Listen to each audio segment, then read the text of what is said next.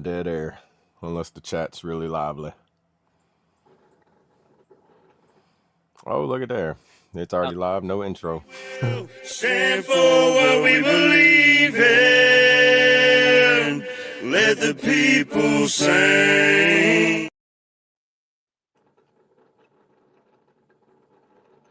We will stand for what we believe in. Let the people.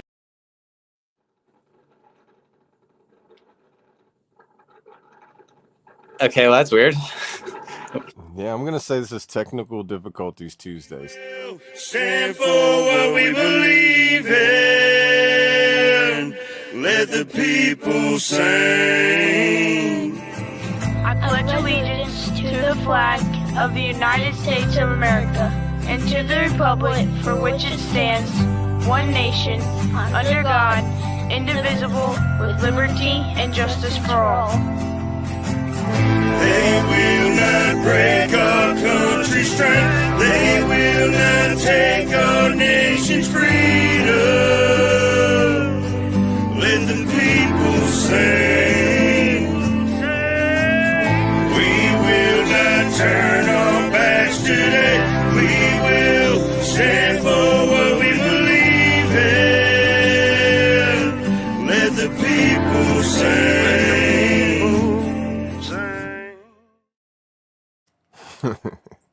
Good morning, everybody. Welcome to the F.O.B. It is Talk About It Tuesday, and every Monday through Friday where we regroup, recalibrate, and resupply so we can, Charlie Mike, continue mission. I hope y'all are having a good Tuesday, and don't let the technical difficulties get you down. Yeah, good morning, everyone. It's been a very weird morning already. Yeah. It has. It has. I'm pretty sure the technical difficulties may continue. I'm not to manifest them, but they're already here, so we got to work through them and get past them. And once you get past that speed bump, everything will be good to go. So I hope everybody's having a good day. I'm Double A, and I don't know if Brandon. Brandon, not Brian. Can you hear me? Yeah, I'm still here. Can I you hear think me? as long as I don't talk, it don't cut you out. So. Well, it's not showing anything on my screen right now. It's black. So as long as you can hear me, we're fine for now, I guess. Yeah, I see you're black on your end, but I can still hear you. Yeah. So, Yeah, you can hear me for now. We'll keep, because I don't want to hop off and then not be able to get back on for now. But good morning, everyone. Right. It's just technical days. Don't know what the heck's going on, but we'll see. But I'll only be up here for 10 minutes or so, and then I got a meeting. But yeah, good morning, everyone. Hope everyone's doing well, staying warm. It's actually warm in Pennsylvania. It's 40 right now. So, and it says it feels like 47, which is weird. So I'll take that that. Feel like temperature. You think the feel like temperature would be the actual temperature? Yeah, no, it's and especially it's saying like it being this cold, it's saying what it actually is. But I mean, I'll take it. Right. As long as you finally get some snow down there and I get some warmth. I seen there was another burst, like this is a false spring. I put it in the Discord weather channel of the latest what I've seen, and that's the only weather I watch. But it's gonna be warm, and then we're gonna get a little cold burst apparently. I just hope that groundhog is wrong. Like so far he has been. I mean, we'll see, but like it was just such a cold January that like I'm hoping. See, for y'all, it was not. Like for us, we didn't experience down here, but I'd say for up there in the northeastern portion of the states and by the Great Lakes, I'd say y'all experienced it. What winter is actually supposed to be like, as far as the cold, the snow. Well, getting 2 feet of snow in like 6 hours isn't anything that I want to experience or what it's supposed to be like. Like that crap can go away. Oh yeah. Is that normal? Like for the winters up there? Absolutely not. Because if that happened here, that would be like, okay, the apocalypse is happening. 2 feet of snow in Louisiana would be like, yo, something's wrong. Out. Happen anywhere down south like that, I don't think you guys would survive. Some of us would. I would. It's because I did it in Oklahoma and I know Trades, what the experience is like. But yeah, Trace wouldn't survive. He might be from West Virginia. He's a good old Florida boy now, and it drops below freaking 60 degrees, shutting down. yeah, that's the majority of the South. Which is Sling Bus says it's 59 where he is, which that's what it is here, where I'm at too. 58 to be exact. Oh, looks like my meeting is starting now. All right, brother. Well, you have a good meeting. If you can hop back on, I'll be here. Hopefully it goes by quickly, but I just got the invite. So yeah, much love, everyone. You guys can't see me right now, but appreciate y'all. Hopefully I'll hop back on. If not, then I'll see y'all tomorrow morning.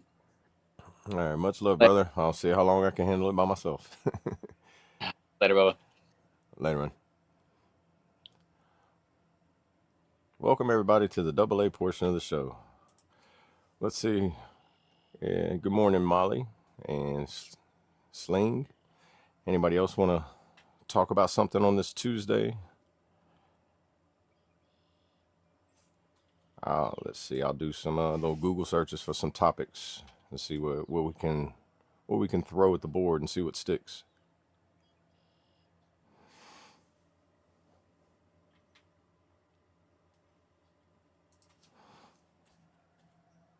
I did hear about a tragic shooting that happened in Rhode Island at a school, and prayers out to everybody and those traumatized, those hurt, and those that have lost somebody. That's unacceptable. I did find out a little bit of information about it, nothing major or deep. I'm just going to say what I've seen from the daughter's aspect of what she said, that her father did something and he was suffering from mental health issues. And that's why I always reach out, always talk to someone, always try to connect. Always try to get yourself into a calm state to where you're happy with yourself. That way the outside world can't afflict you, where you cause harm to them or yourself.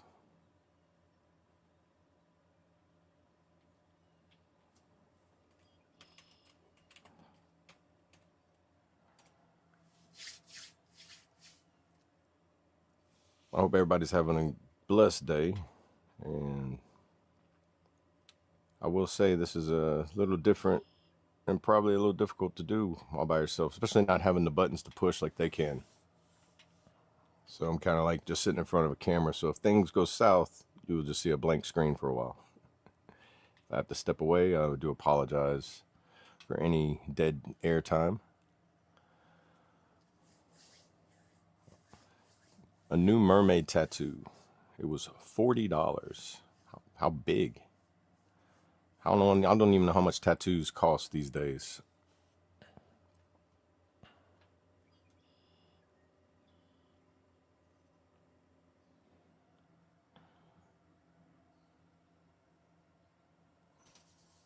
And I would ask for the location, but I'm just going to assume the top of the foot, one of the most painful areas. It's like about a 4 or 5 inch mermaid tattoo on the top of the foot. I hear that's the most painful area.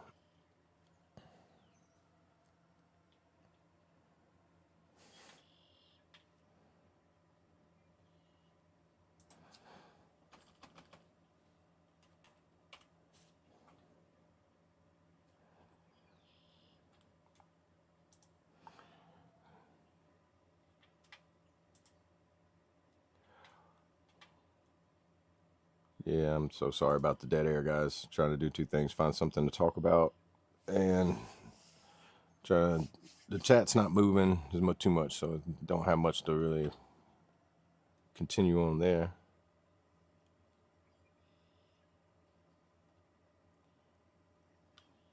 On this Talk About It Tuesday, what's your favorite beverage? Let's just start something simple right there. Elementary school type. You want a 5th grade education right here? I will hit you with some elementary school questions. It's not that big, it's small, and you have it on your arm. Yeah, it's good not to get something too big, and if it is, I say a tattoo would have to be, for me, have some kind of meaning or symbolism behind it as well.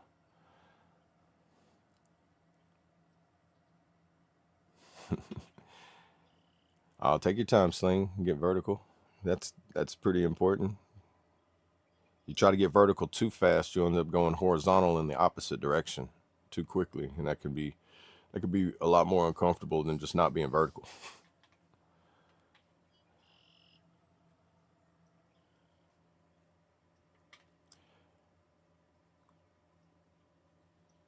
And if you're coming in on the, I wouldn't be able to bump you in. I don't have admin status, even though I'm up here all by myself. Brad should be on the sidelines, keeping an eye here and there.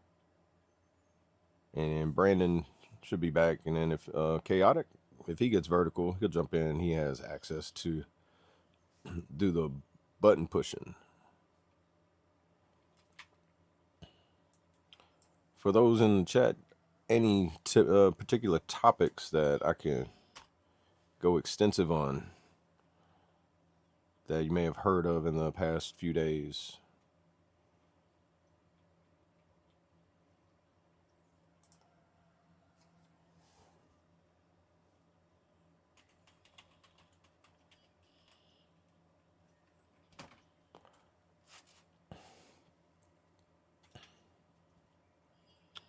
I would just hit with some current events of the day. We'll just be like a little news broadcast of headlines. Did not know Reverend Jesse Jackson, a civil rights icon, dies at 84 years old. NBC News. See, this is on today at 3:30 a.m. Whenever that was published.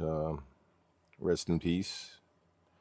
And condolences to all family members and loved ones of him. Regardless of anybody's personal opinions about him, a death is nothing to take lightly. So may the days get better for everybody afterwards. But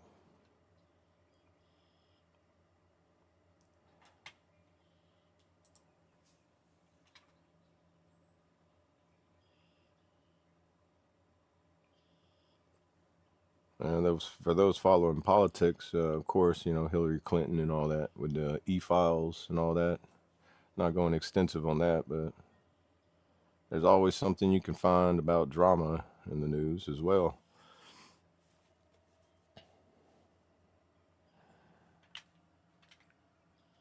Ooh, let's see. Let me check over on the chats over here. Let's see what's going on. How you doing, Colt? Good morning, brother. I hope everything's going well. Or was that Brad? It was I'm sorry. Okay, that was the admin thing. Everybody's sending out one. That's set on all the channels. Either way, good morning, Colt, Brandon, Brad, everybody. Hope everybody's doing well, having blessed ones. Everybody keep up with Colt. I can't remember the exact release dates of his music, but go see his channel and you'll be able to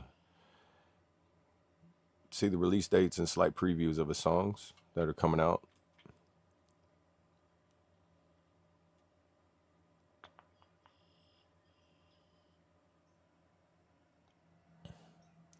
Two mics.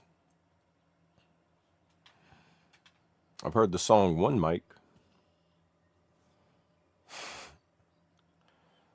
I don't know if anybody's been that far back into the hip hop era in the 90s. Trivia on the F.O.B. Who made the song? Who made the song One Mic? Hip hop era. I think it was in the 90s. I want to say like 96, 97.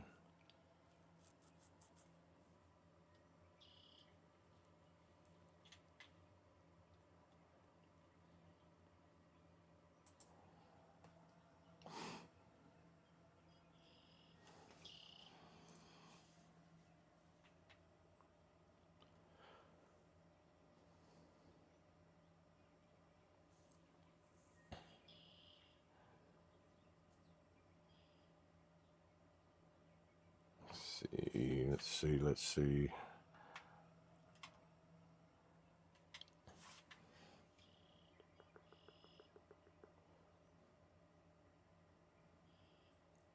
Well, I will say, if you try to look at current events, the only thing that's really going on in current events is everything to do with e-files, Iran, and Trump. And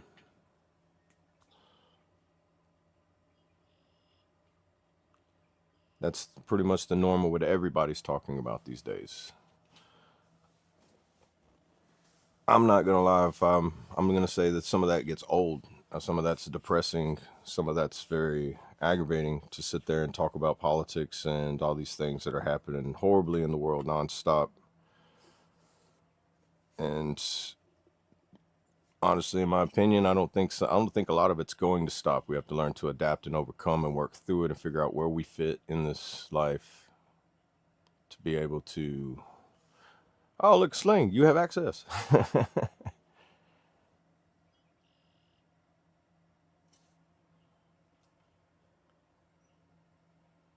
Good morning, brother. I think we need to stay diligent and strong to be able to make it through these hard times that are in everyday news. Good morning. Good morning, brother. I didn't know you had access. Welcome and thank you. I snuck in. Yeah, there you go. I'm gonna have to learn that trick one day. It's about who you know. Right, and then if there's room for you to fit in on it, Right. there's like limited access on the admin side of it right Well, now. I got to thank the true American Brad to get it going. Oh, there you go.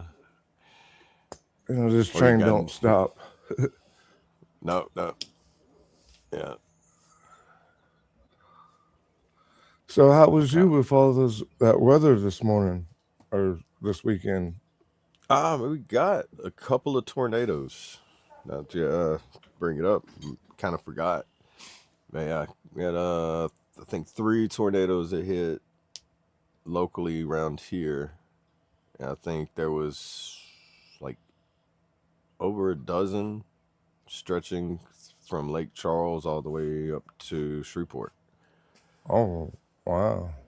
Yeah, so it was I mean, nothing I'm not used to, but I think the tornadoes that did make were like EF0s, so it was like Little bitty winds of like ones. 75 miles an hour, so nothing like too damaging.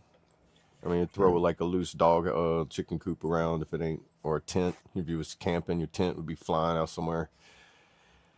I think it's like next, is it March or April? I think's when like tornado season starts around here.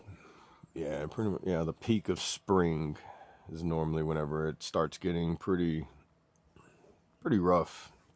Everybody was talking about. Especially up there in like Oklahoma when I was up there. Right. I I lived in Oklahoma for about 2 years, and right in Oklahoma City, and think we might have had like 2 tornadoes come through that area. Now, right down south of us in Norman, that area Yeah. was getting hit like almost once a week, it seemed like. Yeah, it's like North Texas, Southeast Oklahoma, and then and it was I was in Northeast Oklahoma up there like Talala. Like it was like 30 45 minutes above Tulsa. It's like you could see just nothing but just empty plains. It's just like made me wonder, did they clear them all out, or did the tornadoes just knock all the trees down and just never let them grow back? It's because it's emptiness. It's just like it's like all cow pastures and stuff. It's like, man, they don't have a lot of trees up here. we went through an F0 I think it was last spring, and it was not fun. I'm sitting there trying to get into the shelter, and as I'm trying to open the door, the tree falls down like 5 feet away from me. I don't even hear the tree fall or land or nothing, and I just see it, and I'm like, all I hear is just the wind blowing around me. Yeah. Not fun. No, it's not. I know Like I remember the first year I lived in Oklahoma, it was like every single day for that whole spring, like for 3 months, every single day. It was like I was in the middle of the night running to the shelter because it was like your phone would go off or you be watching the news. And it was like this next 6 months after that, it was like, I can't sleep very well right now. Just so used to just like anytime the wind blows, like you're just like, man, I'm not used to this in Louisiana. I can handle a hurricane, but I know the hurricane's coming like a week ahead of time. A tornado, they're Yeah, like, you got 7 hours, maybe. maybe sometimes they tell you like that hour right then. And you're Yeah, like, oh, yeah, you just hear wind blowing and you look out the window and like it was one time we had a dog pen that we made into a chicken coop and we didn't anchor it down. And I'll look through the window and I'm like, the chicken coop went through the neighbor's yard, down their driveway, down the road. I'm like, I didn't know the chicken coops could drive, but that it's reminds like, me like when I was overseas in Japan, my very first day there, I get up that morning, all of a sudden I hear air raid sirens. I jump up and start crawling underneath like my bed and everything. My roommate's been there for a while already, and he's like, "What are you doing?" I'm like, "It's air raid sirens." He's like, "That's their sign of going to work at the shipyard." And I'm like, "Oh, that makes sense." But it was man, not fun hearing the air raid sirens at first. no, no, because I think the tornado sirens or the whatever they have three different tones for the sirens, like flash floods, or it's either earthquakes or flash floods, and then they got the ones for tornadoes, and then they have one for like if it's like an aerial attack, like if we were under like get to a fallout shelter, and they Yeah. all have like a different sequence to them. I didn't know that until I was up there for one time. They were doing like testing of all of them, and I'm just like, what are all these different sounds? Like they were going. I thought the U.S. was under attack at this point. I was just like, what? What's going on? Are these the trumpet sounds they talk about in Revelations? Is everybody else hearing this? I don't know what's going on.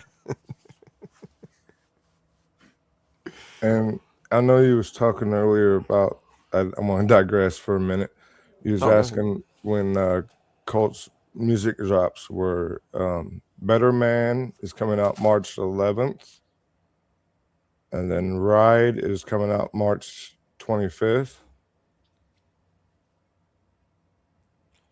and then he also has a drop Is- with Yeah, I was gonna say, isn't he featured on one with somebody that's coming that up he's pretty featured soon? on. I think it's The 25th, I think. I got the 25th in my head for it's either that or something Sweetie, or else. I can't pronounce that his name. Yeah, it's on the 25th. Okay.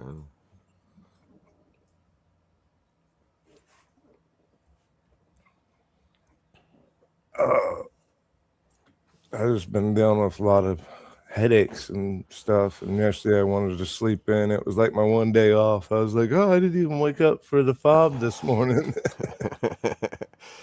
Oh man, I was wondering if the technical difficulties was gonna get us started. Yeah, I seen we Like, had a little bit of issues with the singing this morning. yeah, I think it's because Brad's in a different location at the conference he's in, so trying to do things remotely while do it like we'd already do it remotely, but he's away from his normal place he does it. So it's like I think that's making the technical part just be a little difficult right now. Right. Yeah. But speaking of the headaches, I noticed like a couple people have been doing. I think this false spring or this feeling of spring that's coming around for like everywhere like here. No, not for Brandon. He's not. He hasn't. He's slowly getting that feeling right now. I think he's Yeah. 40, but feels like 47. But that Ooh. it's making the plants produce pollen. Like even though it's like no leaves and stuff, like certain ground plants. So we had a pollen alert the other day. And I was like, interesting. And the very next day, people are like, "Oh, I'm all stuffy. I got a headache." Or I'm like, the allergies of like the season's getting all out of whack. It's throwing allergies out of whack.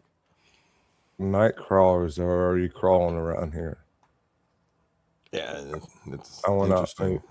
I went out in the yard last night and I was like, what are these little bitty, it looked like little crawdad mounds, but only about maybe half an inch tall. And I was like, this ain't no crawdad. What is it? Walked out there and there's big old night crawlers crawling up. I'm like, man, it's springtime already. It's almost fishing season. Oh yeah, I was watching well, what's his name? Pelican Bone Outdoors. I watch his YouTube channel, and he's down in Lafitte, Louisiana. But he does like crawfishing on his own, like crawfish traps, and goes places kayaking, fishing, and like red drum fishing. I love watching his channel because he's like showing all these different ways to catch fish in places. But he's getting crawfish right now, and he's like, this is the earliest he's ever gotten crawfish. Wow, that's crazy. Yeah, it's because they burrow down whenever it's really cold and deep in the mud, and then whenever it warms up, they come up. So it's like that fall spring, or that's this feeling of spring, which that weather thing I put in the Discord. He's saying that it's a false spring, so it's like we're gonna get like another big cold snap. I think Oof. I can't remember when. I didn't finish watching it, but I know it's how he said sometime in March, like I think mid-March. St. Patrick's Day. It's gonna be perfect. St. Patrick's Day. Everybody's gonna be frozen and. I remember when I was living in Colorado, it'd be Mother's Day, and there was a 50% chance of snow almost every year. I lived there. Where was this? I lived out there from 2013, 2020, so 7 years. I moved around a lot once I got out of the military, one place to the next. Couldn't stay too many places too long, it seemed like. Right. Well, yeah, if you've been in for a while and you change stations, I mean, it's like most people change duty stations, whatever. Every 3 to 4 years. 4 years, yeah. Like I some think people every 2 years, or put in a transfer to somewhere sooner, or you get a promotion that bumps you somewhere else. And moving around is pretty common in the military world. The Navy, it also depended on your rating, because some ratings were full-time sea duty, some were part sea duty, part shore duty, some were all shore duty. So it just depended on your MOS/rating. Right. Speaking of like ratings, I know you were working on your disability. Have you already filed? Yeah, I got all my appointments made, and just waiting on them to send all the evidence and review it, then make a decision, and then that now I'm at that part where it's going to take a while before I hear something. Right. I've done like the evidence gathering and everything. Yeah, I didn't do the intent to file whenever I should have, so I just did, instead of doing the intent to file before, I just did I waited till I had everything, and then I filed it. And I knew about the intent to file, but I was being lazy. It was one of the procrastinating things I did. Bit myself in the butt on it. I didn't know about the intent to file my first time. Didn't quite have all my medical evidence on some things, so that's why this time I did my intent to file, making sure I get all my medical evidence right now, all my buddy, what do they call it? Buddy statements. Yeah, you can get buddy statements. I had to make a personal statement, which is good for you to make one anyway, because it kind of like breaks down what you want to tell them. Like if you were sitting in front of them, telling them why I'm making a claim, and then you have a buddy statement that matches that. Especially if you don't have, like, I haven't got a buddy statement for anything, but if you don't have like the medical evidence or anything like that to prove this happened to you while you was in service, but I have 5 people that were there when it happened, even though it didn't go to TMC or sick hall or anything.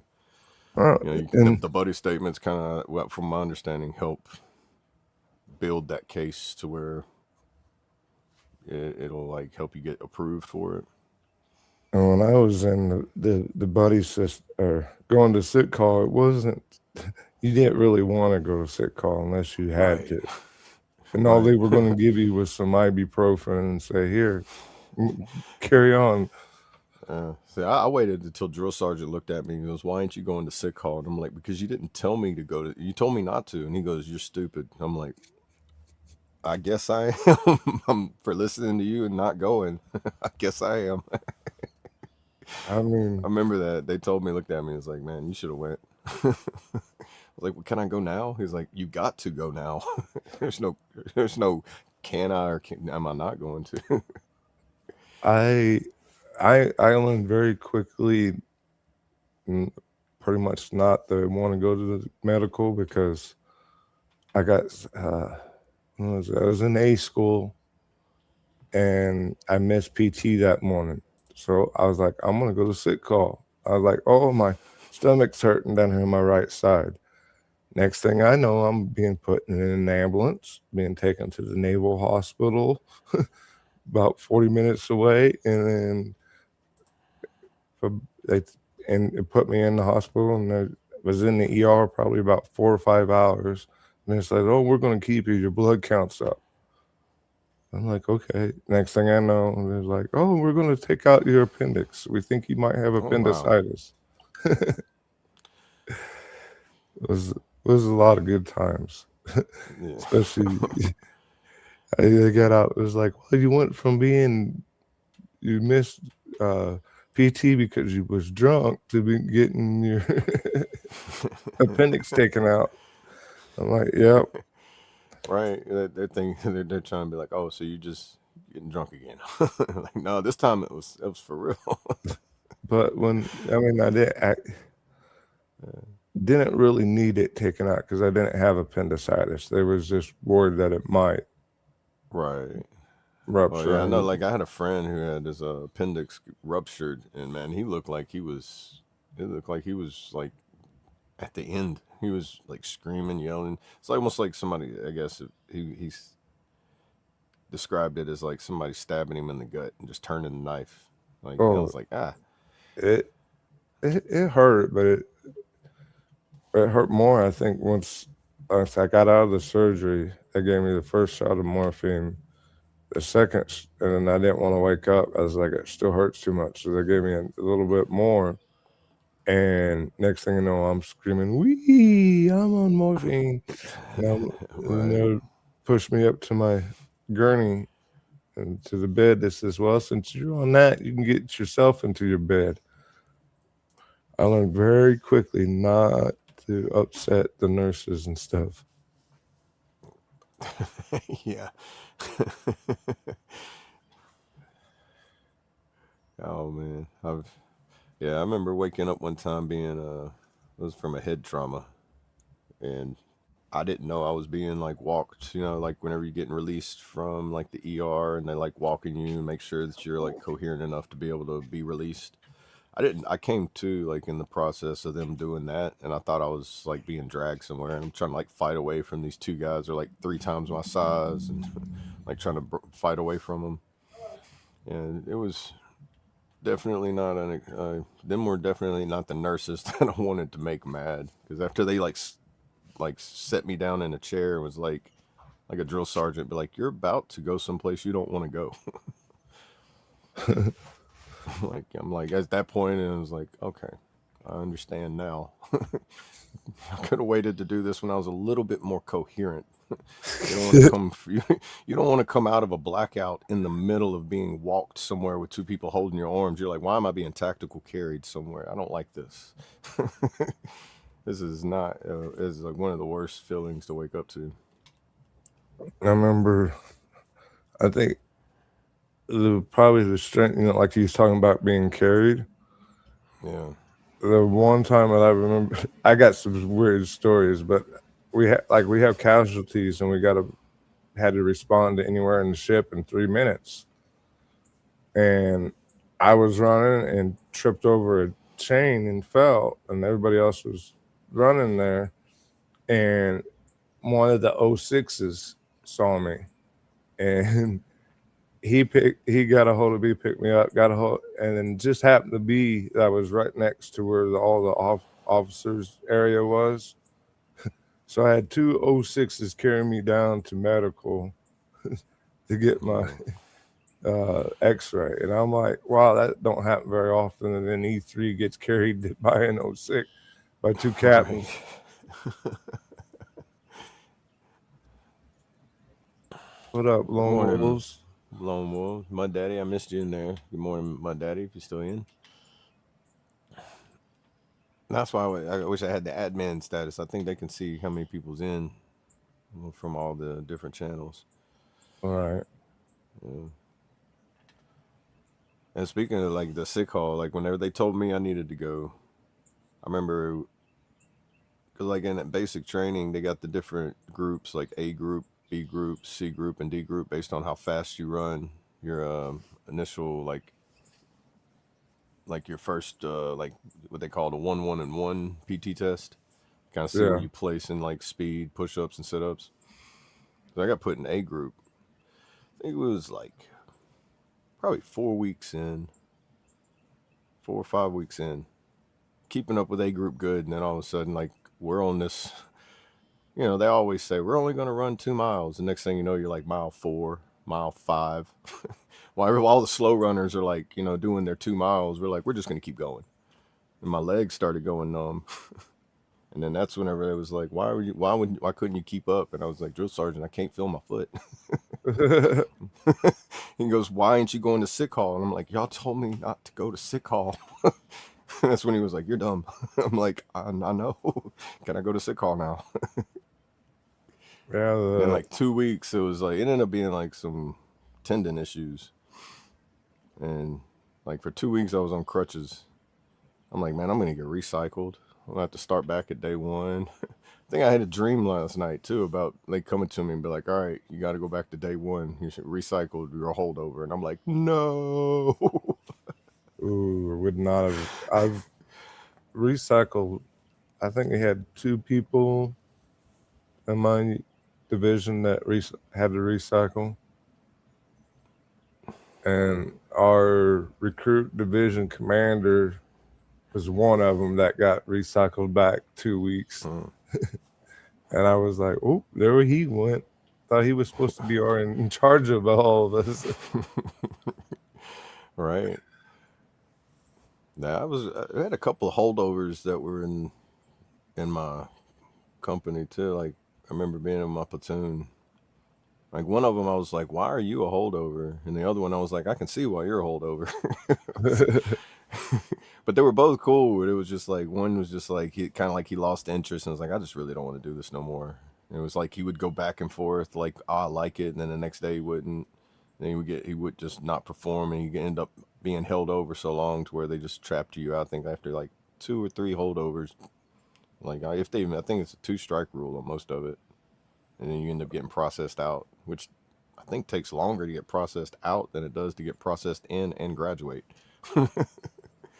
I know someone that was processed out of it was a Marine boot camp, and I think it took them 2 to 3 weeks to out process. It was weird because I mean he was only in I think 4 or 5 days when they started his out process paperwork. I was like, wow, Wow. yeah. He just didn't tell the truth on this beginning of his enrollment. Oh yeah, and you like, it's like the people that hide asthma. Some of them can get away with it, but then if somebody's got such bad asthma, they're like, "Why didn't you tell us you had asthma?" You know, it's like so with those or some of the small things that you're like trying like they say you're trying to hide, but it's just like some of the pointless things like color blindness, flat foot, like those things. Like you can't be in the service because of those.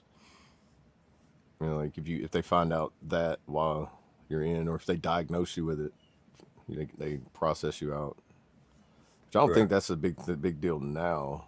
I know like It's it used to be a big thing. I know that my flat foot came afterwards. All the weight and ruck marches and staying on your feet and standing in attention and trying not to lock your knees. I imagine everybody's feet gets a little bit flatter. I've only seen 2 people actually fully fall out from locking their knees in. Man, I can't remember her name. I remember it was a couple years after I'd been in my unit. It was like I was in headquarters platoon, so like in our drill hall, we would like horseshoe around, be like headquarters, first platoon, second platoon, and then detachment would be like the next horseshoe around. Somebody in second platoon and second squad, they locked her knees. She was pregnant, and she locked her knees. Instead of somebody catching her, they just stepped out the way. She like Ooh. you heard her head hit the it's like a basketball court, like concrete floor, and she hit. Man, it was like everybody's looking over and like, why did you step out the way? Like, man, at least I was like all the way over there, like, oh, it was loud enough to make everybody kind of like jerk a little bit, be like, what happened? But we were facing in a way to like where you seen her going back, so like the way we were angled, we could see all the platoons, and it was just, oh man, seeing it happen, it's like now it's like slow motion. So she fell backwards. Yeah, she fell backwards, and like everybody's like, somebody could have grabbed her, like helped, like stopped her from falling, but it was just weird. Else they just sidestepped and bloom, like they. It's But yeah, I've seen she ended. I can't remember if she stayed in the unit for a while. She was still in whenever I got out, so she ended up being all right. But I've it seen was them one of those moments. It's like, man, I've never seen that before. I've seen them go this way, and I've seen them kind of go sideways, but never backwards. Yeah, she went smooth. It might have been because she was pregnant and she was already kind of like leaning back from being pregnant, you know? Like, I can't, I'm imagining you do have weight pulling you forward, but you're trying to like counteract it and that locking your knees and you just like your head roll back. Where the head goes, the body will follow. Mhm. It's the way it happens. Yeah. But man, I know she went to see medical on that. So like, I do hope that she got that service connected. Because that hitting the back of the head, regardless. I mean, that's concussion, that's TBI. You know, regardless. As many as I've had, if she got out of like not having a head injury from that, I'd be like, man, that's surprising. It's with surprisingly with all the falls I've had, I don't remember hitting my head. I've Oh man, hit my back. I mean, when I was 13, I fell and twisted my ankle and fractured my wrist. But What up? oh, What there up? he is. There's Staff Sergeant. there he is. You tell us about the times whenever you've seen somebody lock their knees in formation. Oh, is that what you guys are talking about? Yeah, Oh, God. like just the one Where to most start? memorable moment that you've ever had. Most memorable one. During like the like I think it was at drum, but it was like during like the division like change of command. Yeah, that's There was normally when like they happen too. well it's you know you're out there rehearsing for like 4 hours before it starts Yeah, plus. But it was like as soon as we started that there was like probably 20, I mean granted there's like 10,000 soldiers and stuff like in that like at the parade yeah, field. Like as soon as it started, it was just like freaking the medics were just running around because people were just dropping. man. See, I've never seen that. That seems, yeah, that's how it is in the active army. Yeah, I've well, done National you go Guard like change you're of like commands. We never had like 10,000 people. I'm pretty sure it's like close to a couple thousand in the ones I've done. I And mean I've for seen division, like, I mean so like the entire like Fort Drum, and at that point there's like the three, well technically four brigades, up yeah, there, so it's like a couple thousand from each brigade. Ooh. But yeah, like yeah, but divisions normally are up to 10,000, ain't it? I think that's the amount. I was no, hearing it on something I was watching earlier, and they were talking. It was a podcast. They were talking about like the amount that's in like a unit, platoon, division, I think brigade. like average like a company's like 150 to 200. Battalions are usually like 700 to 800 depending on how many companies. and then a brigade is what, like 5 or 6 battalions, and then the divisions, 4 brigades. But yeah, Yeah. it was fun. But yeah, it was like as soon as we started, like no one did anything during rehearsal, but it was like, you show up at 8 o'clock to do rehearsal, and the actual ceremony doesn't start until 3. Oh yeah. Hmm. Dude, y'all never had to do, well, I don't know, might have been just been for the National Guard. We would go out there the day before, and then we'd go out there hours before it, and then we'd have a long break, and then you'd see everybody gathering up, and then it would be like you'd have to sit there and just wait until everybody got in their seats.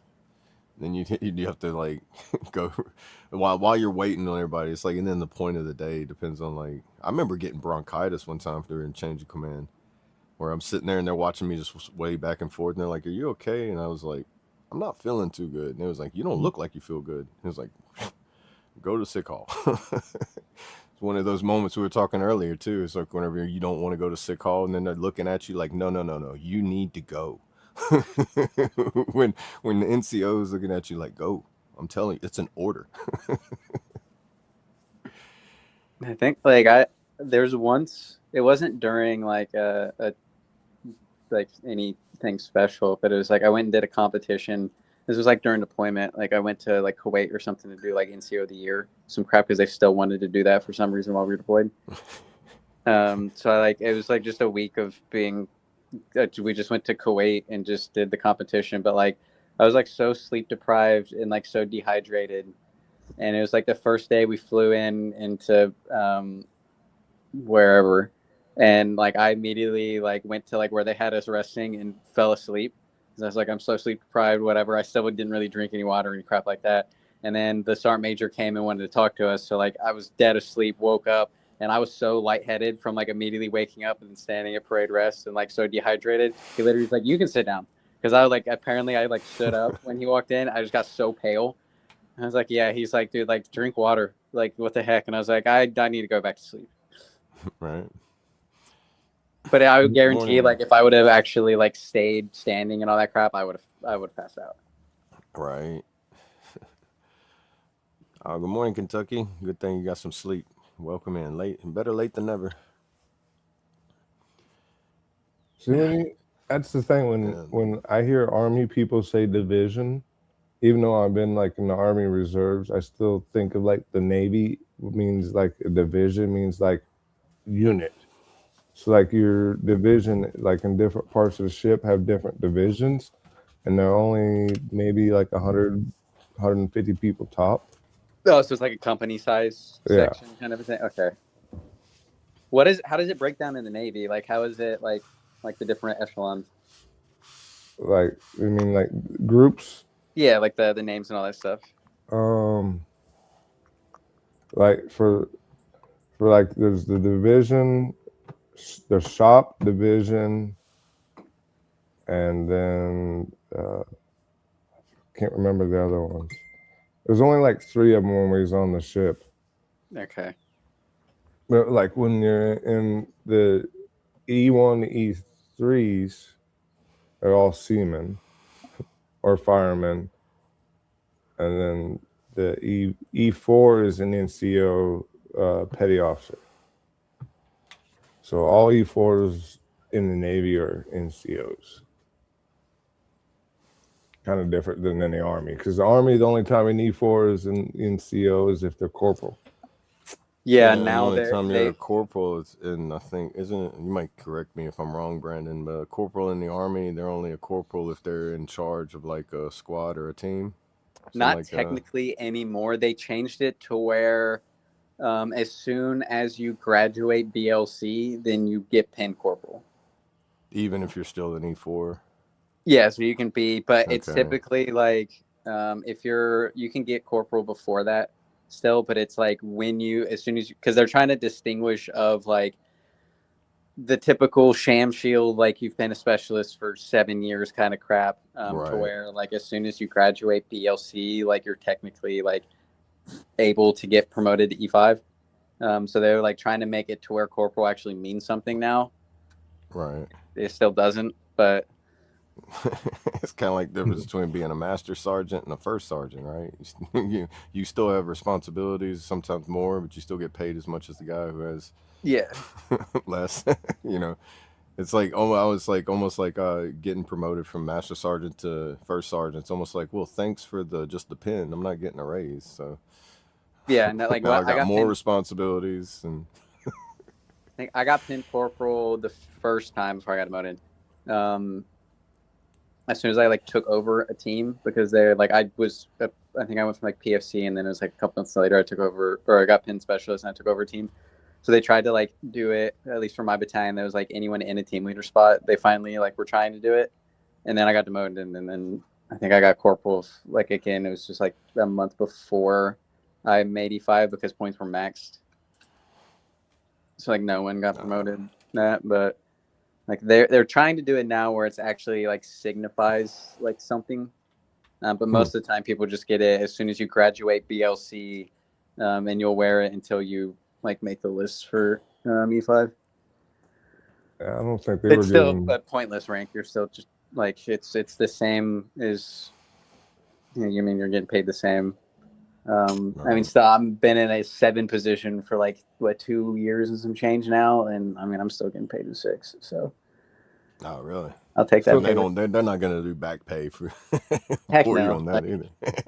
absolutely. I wish that'd be a good freaking paycheck if that ever Right. happened. But Be like, man, I don't need this BAH no more. I'm buying me a house. Hey, I like that being part of the E4 mafia, though. It was the perfect little space. Dude, yeah. And E4 it E4s are kind of the depends glue on of certain areas too. They're like it you got depends the on who your E4 Shammers. mafia is. Like Right, if you right, have like the good like the actual E4 mafias where it's just like give me a task, go and ask questions, it'll get done. Like those right. are the That's good ones. Like, hey, we yeah. need this, and they'll be like, just leave me to it. Give me a couple hours, and then you come back and it's actually done. Granted, don't know how you came across that equipment, or where that came from, or how it got done, but it's done. Like those ones of like, hey, I can tell you what to do. I can go back, do whatever stuff needs to be at the company, and knowing that I can come back in a couple hours and it'll be done. Granted, you might go and technically acquire some equipment, but that type of like mafia is kind of dwindling out. Not really Right. thing that much anymore. Yeah. Yeah. I'll touch on Kentucky real quick. Prayers for you, Kentucky. You had to go to the ER twice over the weekend. You got AFib. Keep track of that. I'm not familiar with it. I googled it, and prayers for you on that. I see that can cause like the dizziness, fatigue, chest pains, and it's a heart condition. It looks like. What Prayers for you on that. And also he asked, was it BNOC and is BLC versus WLC? I don't know. BLC is WLC. I Yeah, they think just read. BLC is more. They extended it to where it's like instead of being like what it used to be like 2 weeks, now it's like 21 days. Less like when I went, it was less time in class. It was more like going to work at 8 to 5. That was class time. Then you had your personal time, and then 2200 lights out, that kind of thing. When WLC was around, it was more strict. It was like a lot of like sleep deprivation involved in it. Like they'd make you in class for a long time. I know people I went through WLC. I said it was a lot of like they didn't get the soldiers time, or they didn't get like personal time until like a certain like from 5 to 10. They didn't get none of that. Never made it to BLC. Yeah, it was like basic. Used to be called Warrior Leadership Course for the Army to get your E5, like go through all that, and then it turned to Basic Leadership Course, and that's where you get your E5. And I think they went to after that would be ALC for the Advanced Leadership Course, where you get your E6. And then what's the next one? SLC, where you get SLC. your E7. Yeah. So I And then still know a NLC. little bit Well, about that. they've changed it now to where like I think you still need BLC to make E5, but you don't need ALC for E6. You need ALC for E7 and then SLC for E8 and all that. So like, and they changed that that's what it while is. I was in SLC. So like Okay, as soon yeah, I as we think that's showed what it up, was. the regulation change is literally like our like day 1 or day 2 or something like that. They changed it, so we were all there, and they're like, technically, you guys don't need this course anymore. We need it for 8. And we're Yeah. like, cool, like we're still here. So they're like, yeah, like I know, like, I'm probably not going to another like NCO course for like 5 years. Yeah, I was technically an E3 when I went. I got promoted back to an E4. Then I got demoted back to an E3 once I got done with BLC. I was It was an E5 What about you? promotable. Got knocked down to an E3 in 01. Do not drink on call status. yeah, yeah. Don't try to either, because more than likely you'll get caught. Alcohol has a distinct smell on the breath when it's not supposed to be around. Yeah. When did I get demoted? 2015, I think. That's right. But yeah, I got drunk and cussed out my first night. Took me almost 2 years to make E5 when I was, because there's E5 promotable. And then when I got E3, it took me till I joined the Army to make E4. Yeah. Oh, so BNOC was before WSC. BNOC was. They keep changing the names. Yeah. Yeah, I remember all my senior NCOs. Whenever I got in, they all whenever I was, like they would, like, especially whenever I was going to BLC, and there was like, you're going here, and I'm like, what is that? And they're like, oh, it's this, and I'm like, why don't you say it? Well, when I went, that's what it was called, this, which then it was called this, and now it's called this for you, but it's all the same thing. And I'm like, why do they keep changing the names? You just simply just call it, you're going to school. Okay, you're gonna pay me to go to school. That's cool. I'm going. What am I gonna do? Whatever they tell you. Sweet. I get to eat. I get to sleep. That's it. I'm done. That's how I was when I went. You want me to go here? Good. As long as I get paid. So whenever I don't get paid, that's when I get grumpy.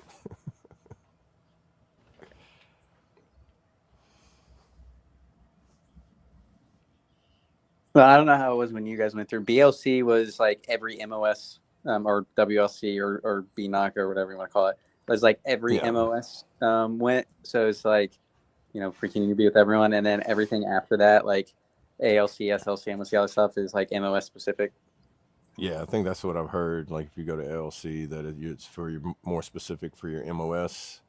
That makes sense. Whatever your primary MOS is. So it's like I said, also if you have like two secondary, you get to choose which one you want to make your primary, I guess, if you've met that, like held it for more than 2 years. I think whenever I went to MP, I had to be an MP for 2 years before I could go back to being a primary 91 Bravo mechanic. Because like after 6-7 months of being an MP, I was like, hey, I want to go back to being a mechanic. Can I just go back to the motor pool? And they're like, not for 2 years. I'm like, I haven't heard of that. And like I was still an MP going through reclass when I went to ALC. So I went to MP ALC, and then like 2 months later, I was a 79 Romeo. I don't know if it's different for National Guard too, because like whenever you're in a unit, I guess to hold that for their books or whatever.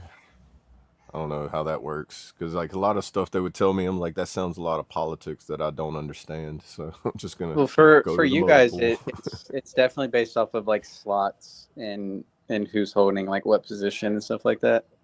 Right. And like, how many spots are in your unit for like how many E5s, how many E6s, and how many E7s? Yeah, like for MOS specific as well too. I think because like I know we only had so many slots for E6, like for like so many E4s, and the rest E3 slots or whatever. Mostly like E4, and then it capped off, and then like you couldn't be E5 in that unit until that person transferred, moved, or discharged. And then most of the time, it's like whoever's next on the list anywhere else gets first dibs on it versus you if you're in that unit already. At least that's how it was for me. You got to go by time and service, time and grade, all that good stuff. Yeah, but it's also kind of sucks for the Guard because you'll have people like in that same unit for 15 years. Like holding that Oh, one yeah. slot that like waiting for it, Well- and then Right. somebody jumps in there, and they're like, "Oh, that was my yeah, slot." and they like they'll just take that slot for 15 years and like retire so I can get promoted. Right, and then people wonder, well, like, why are you in E4 for 15 years? And because they kept filling that slot, and I couldn't, like, either you couldn't make that slot or they didn't. I understand, like, some politics plays in it sometimes too, because if somebody wants you in that slot, it's a lot like politics. Rub elbows with the right person, they can put in a good word for you, make their little statements for you, and in the National Guard, I know, like, once you hit E5, I think. After E5, you got to start going to the board, but to get your E5, you don't have to go to the board to get your E5. I think in active, you have to go in front of the board to get your E5, don't you? It depends. Like, both of my promotion boards were like walk-in, walk-out promotion boards. Like, my E5 one, I did it was like MP of the year.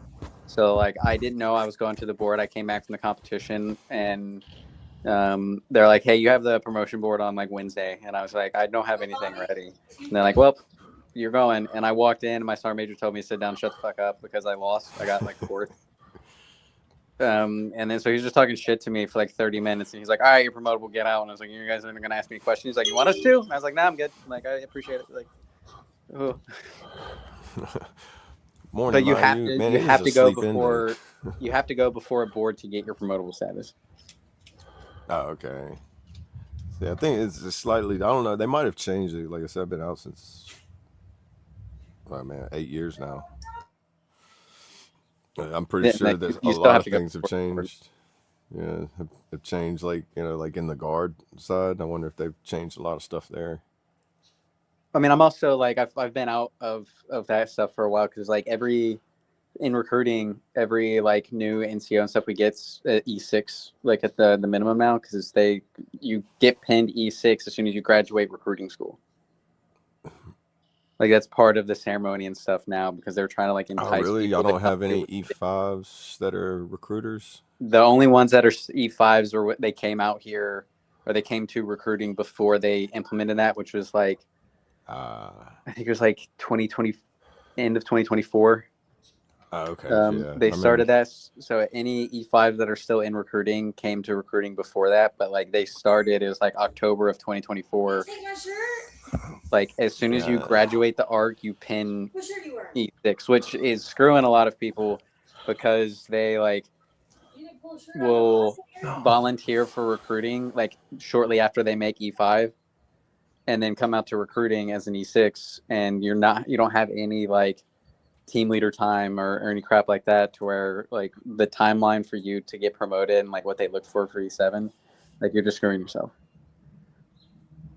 Yeah. Like when I left Columbus, I had an E6 that showed up, and he was in for maybe 3 years because he got pinned E5, immediately dropped a volunteer recruiting packet, and then within like 6 months of him pinning E5, pinned E6. I'm like, dude, you're not making E7. Like, you're going to be in E6 for 6 years. Man. I know. But yeah, that's like one I thing was they with like one of the entice. guys in my unit.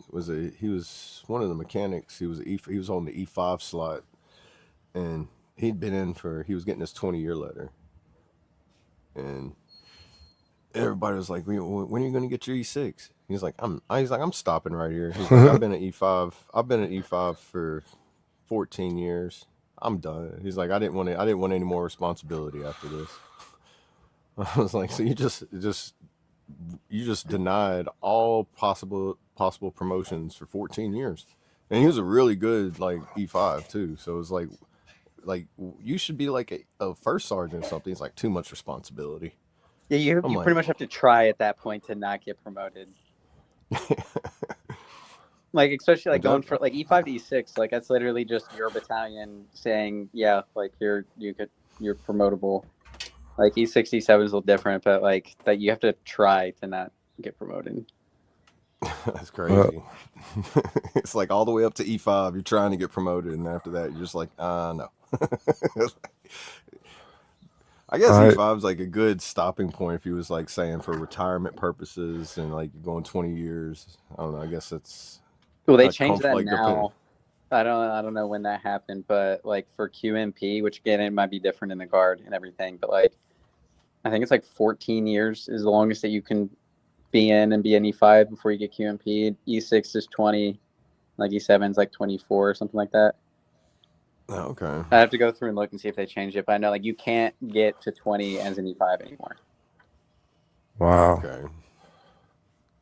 Everyone's I'm surprised they didn't like 12 implement that is an like E4. before, because don't the Marines, like if you don't meet certain requirements too, and if you don't meet certain ranks within a certain time frame, you have to, don't you? I You got- have to, like, I gotta go, just get guys. chaptered out in a way. All right, brother, you have a good one. Uh-oh. I wonder if Brandon can hear me now. I can still hear you, but my am I back? There you go. Yeah, he went black for a second there. Okay. Blacked out. No, I got. I was like wondering. my I was like, first is he gonna? Oh, we're about to text me. lose them. Yeah. I know my first sergeant texted me, and for some reason, when that the message popped up, it like Oh yeah, cut your freaked camera my off phone out more for than a likely. second. It just like freaked my my phone out for a second.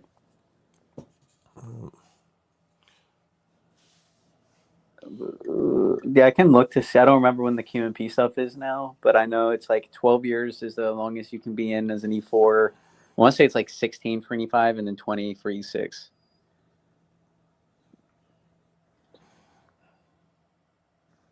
Gotcha, Brad. We're at that hour mark. We can work on getting close to shutting it down. Yeah. But, If you want, yeah, I'm gonna play some more NASCAR 25 tonight. There you go.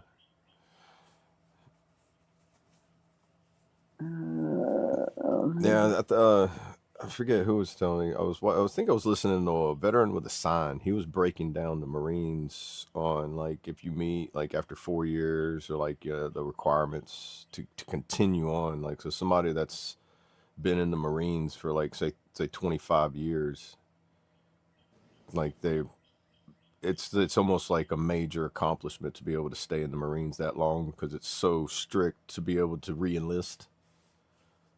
Yeah, hold on, let me see if I can find that real quick. It was like the timeline. That's always intrigued me too because I know some people it's like they want to go for the 20 years but it's like but they wouldn't let me and I'm like man, and I've known people that stayed like they were at E4 for 15 years and there was like Well, I mean, it's like also like in general, like nothing against like the Marines, but like they abuse the hell out of like their lower enlisted to where like a lot of them just can't physically stay in. Yeah, that's true too. I think a lot of areas of I think Army and Marines just like physically breaks them, and then in some cases probably mentally breaks them in some areas too. I mean, there's some training of like I'm pretty sure like you don't see the full extent of some of the training of what you see on TV and documentaries and everything, but what I've heard some people going through like SEER training. I'm like, bro, that training by itself should come with a disability rating. I went to SEER school and end up like breaking too many bones and getting dropped. I will never do that shit again. Yeah, see that by itself, like, and don't they purposely break bones that don't get service related? No, they can break 5 minor bones. At least is whenever I went through. They change it all the time, and it's never the same thing. Right. That way you can't really tell anything. But like, yeah, they can, like when you're going through and getting like tortured and crap like that, like they can break up to like 5 minor bones. Yeah, which is like pretty much like fingers, things with joints that. Yeah, I end up breaking my scaphoid in my wrist, and like I like cracked, like it was like a hairline or something like in my jaw from it, but like they literally just beat the shit out of you. Yeah, like, it's that's tough, what I've heard, and then hearing people say it, and I'm like, and especially people I know is going through it and they don't have a VA rating, and I'm like, bro, you went through SEER, you should just automatically. I think because even don't you go to the airborne jump school after so many jumps, you automatically get a rating. I have no idea with that. I've heard somebody tell me that. I might be wrong on that, but well, I know like my best friend's brag right now, and like they jump all the time, but it's like people that have been doing the jumps, like you legit like one of my buddies been I think he's been in like an airborne unit for like 12 years or something like that. Like he's legit an inch shorter than what he was when he joined, just from the compression of Granted, I mean he's probably had a couple hundred jumps or something at this point, but like he's legit wow.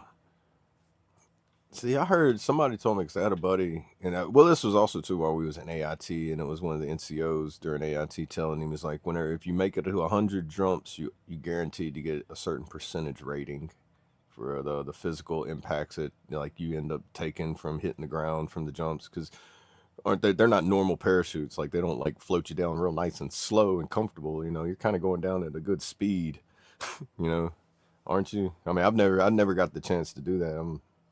No, I never went and did airborne. I was sick with air assault, but yeah. Hey, first rule of SEER training. Don't talk about SEER training. Yeah, that shit sucked. I would never do that. Yeah. I mean, I was just doing it. I was doing a flight packet, and I had the opportunity to go, and they're like, "You want to go?" I was like, "Sure," but like, how people are willing to do that course more than once. Like that was a miserable week and some change that I went. Yeah, I know people in our unit. They went to air assault. Then they said it was just like rappelling and doing all that stuff. They said air assault was fun. They said air assault's just like an attention to detail course. Like it's it's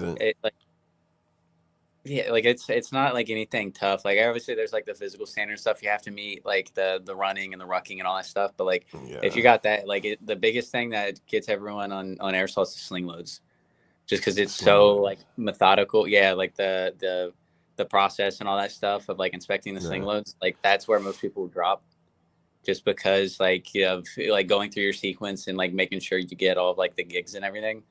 Like the school itself, like after. Like first week is just learning about helicopters and like what they can hold, how you sit, where you hold your rifle, you do your rappel seat. And then all of week 2 is just doing sling loads. And for literally like from 9 a.m. until 1800, you were just practicing like your sequence. And then on test day, you have to find 3 out of the 4 deficiencies that they put, which could be something minor or something big or whatever. But if you don't get the 3, at least 3 of the 4 on each of them, and there's, I think it's like 6 different like inspections that you have to do, or 6 different like loads. If you don't get that, then you're dropped. So like that's like the only hard part, and where most people will get dropped.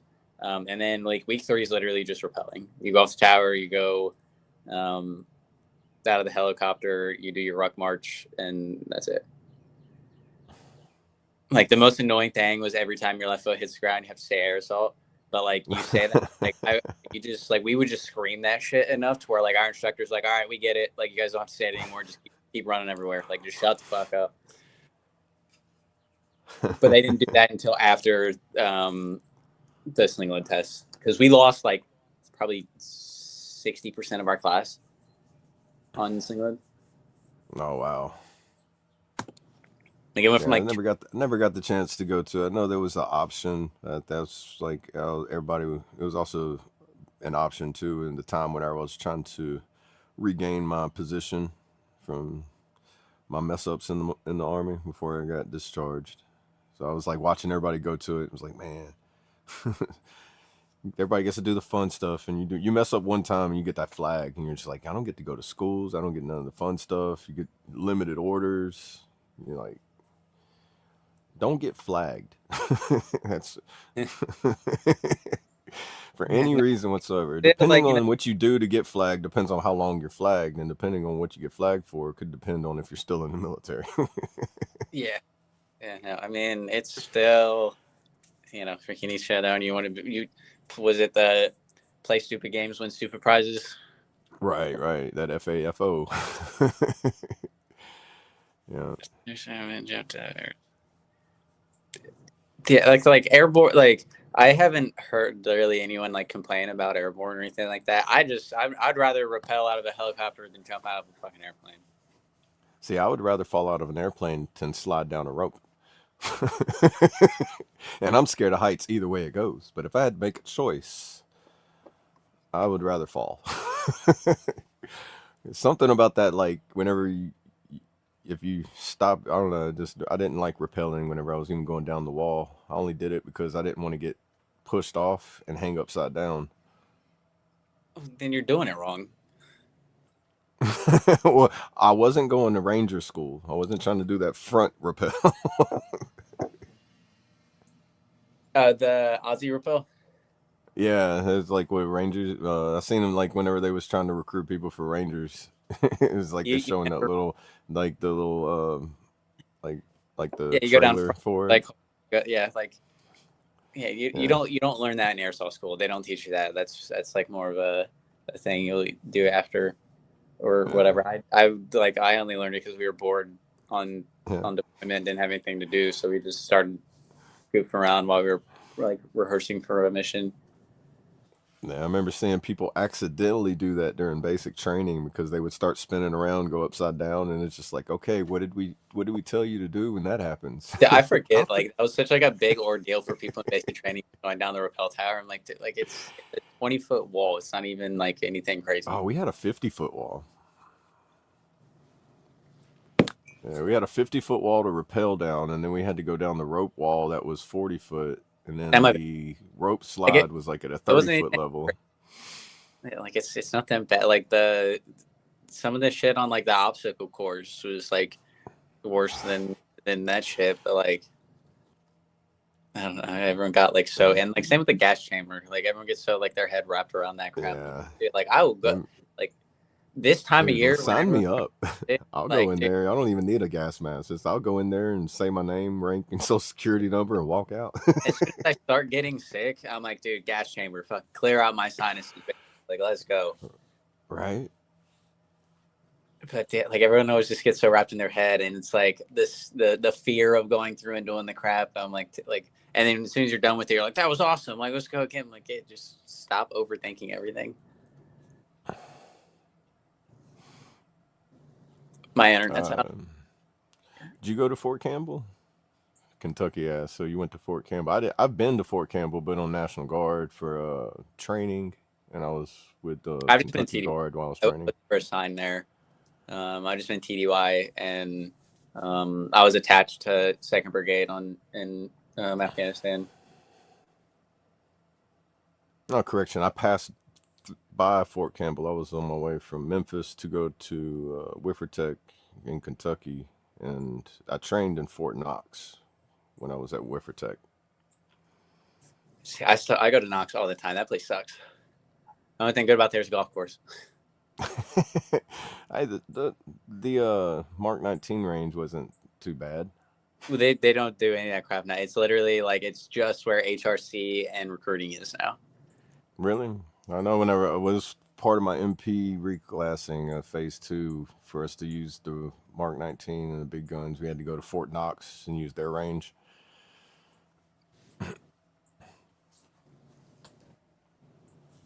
Is that where you did? Because I know there used to be like AIT there.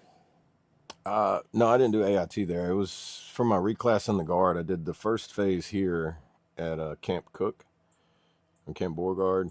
And then my second phase, because I got injured during that one, so I had to wait a year to go finish phase 2. And then they said I could go to, I can't remember. It was either Greenville, Kentucky, or somewhere else. I chose to go to Kentucky. It was a place called Wendell H. Ford Training Center. Okay. That's why it's just like an acronym called Wiffertech. Everybody called it Wiffertech because the acronym looked like if you said the letters, it was like Wiffertech. I was like, Kentucky's an interesting place. And because that's where all my schools and stuff that I do now, because that's where Wendell H. Ford. Recruiting is at Knox. So like where I did like SLC and HCRC and all that fun stuff is at Knox now. Yeah, it was a nice place. It was more like a gentleman's course when I went there because it was like no formations, nothing. It was like, all right, we're going to show up for class. The only time we showed up for formations was like whenever we was doing like certain training events. Man, they had a really good vehicle land nav course. I really enjoyed that, even though I had my ass handed to me like 90% of the time I was on there. You said vehicle land nav course? Yeah, vehicle in nav. The fuck? Where it's like where you What the heck ride in is a convoys and you go like in a simulated like desert area or like a simulated village, and you're going from like you're setting up traffic control points. You're going to check out like possible like ambush routes, like simulated getting ambushed, IEDs, recovery missions, vehicle recovery, the whole nine. It was like, man, I've never been through so much intense training in my life where I was like, you guys are really, really making me feel like I don't know what I'm doing here. But by the end of it, I was like, I know what not to do. That was one thing. It was real fun though. It was a huge place though. Reminded me of like if you took certain areas around here and just took the trees out. Like here we got tons of pine trees that it's got like more like jungle warfare around here. That's just Louisiana in general.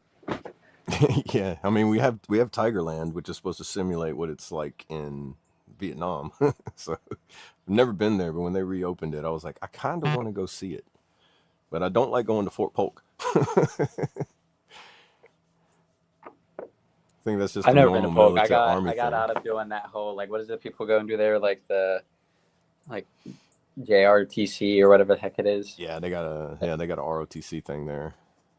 It's like well, a lot of people go like the units stuff do that before deployment, but like I got out of doing that, and same with like NTC. Like whenever I showed up to my units to deploy, they already did that stuff. So like I just showed up and then deployed. So like I got out of doing all that fun stuff, but I never went to Polk. Glad I never have with how much I hear people like hating on that place. Yeah, I know people that said that they put like all the, you get your wish list of places to go, and they choose 3 places, and then all of a sudden they're like, Fort Polk. Why am I going? I didn't choose Fort Polk, and they're like, sorry, you're going to Fort Polk, and they're like, it wasn't even on my choice.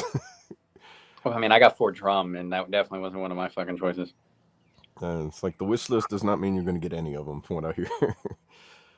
And I've also noticed too, like people that lived in Louisiana, they wouldn't send them to Fort Polk. They'd send them somewhere else because like it's so close, I guess, to home, and AWOL would be too easy for them. I mean, they started doing a thing like before I left NPS recruiting, where like one of your incentives for your enlistment is actually picking your first duty station, like locked in of where you want to go.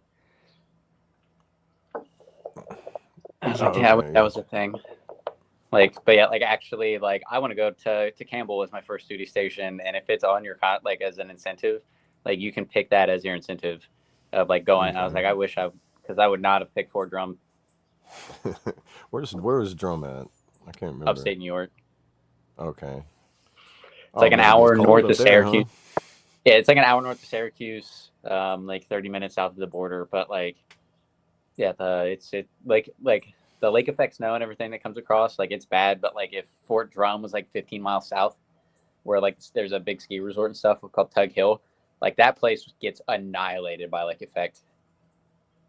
Wow, man. So like Drum would get like a foot or so, and it's still a lot, but like Tug Hill would get like 3 to 4 feet or something like that. It could be like no snow whatsoever and like whiteout conditions down there. So like luckily it wasn't that bad, but yeah, no, I would not have picked that, but I mean, if it wasn't for that, I mean, I wouldn't have met cold. I wouldn't have done a whole lot of crap. So it is what it is, I guess. I bet you got some good like cold weather gear. Right, like I've heard people talk like when they got stationed in Alaska, they got like cold weather gear that was. Yeah, we weren't allowed to fucking use it though. Like that's the bad thing. No, we would get it, but like they would like actually like say like, hey, like the uniform for this day is like like just like your uniform or like the yeah level 3 or whatever, like top and bottom, and then like your silks. And then it's like, if you get cold, go shovel snow so you can warm up. I was like, that's not the way it's supposed to go. But like, yeah, if you start getting cold, you better grab a shovel and start shoveling to warm yourself up. But it was like, you're dictated on what you could wear. Like the big like marshmallow suit, I think we only wore once, and it was when we were out at like an ASV range, and we got like a blizzard came through while we were out there and got snowed in for like 2 days. And then they're like, we're not moving. Like you guys can like wear that. So we're all just like sitting there cold as shit, like actually wearing that gear. And yeah, but like, yeah, we were like never allowed to wear it. Oh, see, Kentucky guys. I was there. I was at Whiffer Tech. I think it was sometime in 2013 is when I went. Yeah, 2013 and 2014. It was the beginning. I know it was around in February because I went there. It was warm, and then the next day I got there, it was snow, and I was like, "This is not what I'm used to." I know they told me to bring my cold weather gear, but I didn't think it was going to happen that fast.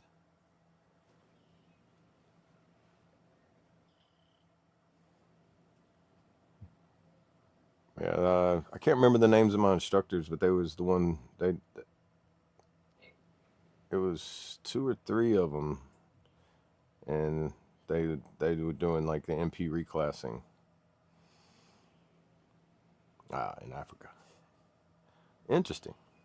Yeah, they told me about like, and they whoever was leading the class, they told me about the because I was getting reclassed to be able to jump on rotation with going to Guantanamo Bay. Boy, they had some stories about Guantanamo Bay from 2007. I don't think I can share them. They told me like things to look out for as far as like how riots and everything, give me heads up and stuff like that.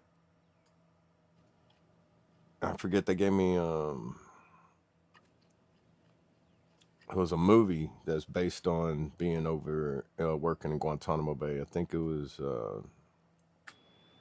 I don't want to say I can't remember the name. It was Charlie something.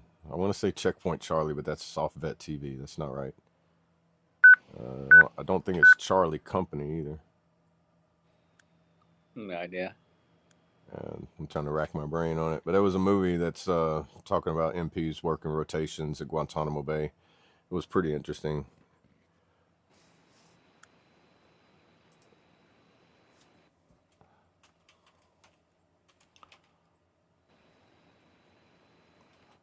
Stupid internet in my office. No. No, it's not called Charlie Company. Charlie Company is a Vietnam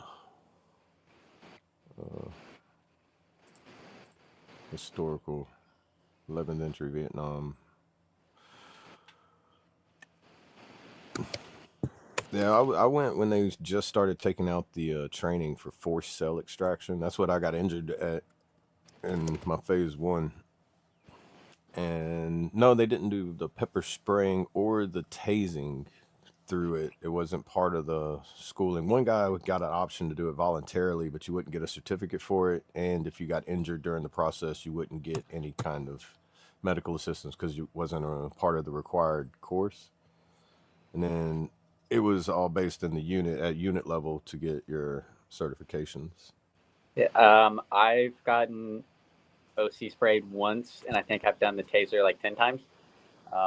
Yeah, when I got OC sprayed, it was the oil base, and I guess I was like allergic to some part of it. It's like my eyes were like swollen shut for everything for like 3 days. So even when I was like on patrol and stuff, I wouldn't draw it, and I'd tell like my guys, like, if you ever OC someone, like, I'm not getting out of the car. But yeah, like I'd rather get tased every hour than not get OC sprayed again.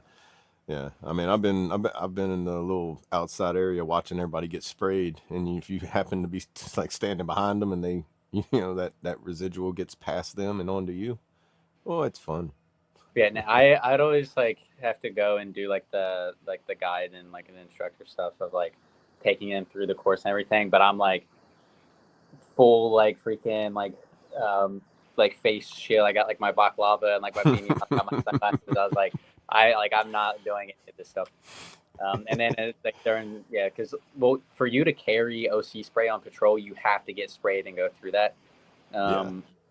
It's not like a requirement for the taser, but like we tell everyone to do it anyway.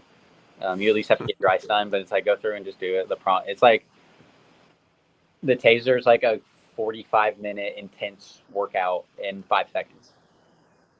Yeah, that's what I'm saying. I'm never like I've had the little stun guns. I've had those like playing around with friends Oh, before, yeah, but that's like nothing. never the probes where it's like the laser and they're like taser, taser, taser. It's like I hate Oh, it when yeah. somebody says it with that condescending laugh behind it too. And they're like, I'm like, Well, when I was in drum, I think it was probably after Colt left. When I was in drum, I got tased by my patrol partner on shift.